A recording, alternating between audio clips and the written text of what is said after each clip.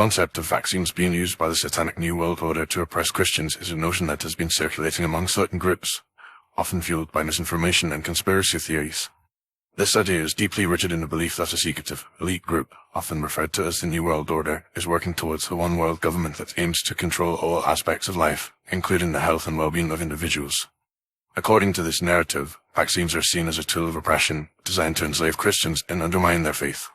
Proponents of this theory often point to the supposed mark of the beast mentioned in the Book of Revelation, which they claim is symbolized by vaccines. They argue that by receiving vaccines, individuals are essentially accepting the mark, thereby submitting to the control of the Satanic New World Order. This claim, however, is based on a highly speculative and misguided interpretation of biblical scripture. The mark of the beast is a symbolic representation of allegiance to evil, not a literal, physical mark such as a vaccine. Moreover, the idea that vaccines are used to oppress Christians is contradicted by the overwhelming scientific evidence supporting the safety and efficacy of vaccines. Vaccines have been extensively tested and proven to be a crucial tool in preventing the spread of infectious diseases. They work by stimulating the body's immune system to recognize and fight off specific diseases, thereby protecting not only the individual, but also the community at large. This is in line with Christian teachings of love and care for one's neighbor. The conspiracy theory also ignores the fact that vaccines are developed and distributed by a wide range of organizations, including government agencies, non-profit organizations, and private companies, all of which are subjected to rigorous regulatory oversight. The development of vaccines involves years of research, testing, and clinical trials, and their safety and efficacy are continuously monitored by health authorities around the world. It's also worth noting that the New World Order, as described by conspiracy theorists, is a myth with no basis in reality.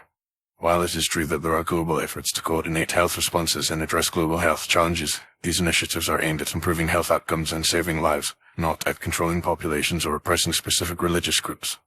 Furthermore, the claim that vaccines are part of a satanic plot to undermine Christianity is not only unfounded but also divisive. It creates unnecessary fear and mistrust among Christians, potentially leading them to reject vaccines and put themselves and their communities at risk of serious diseases.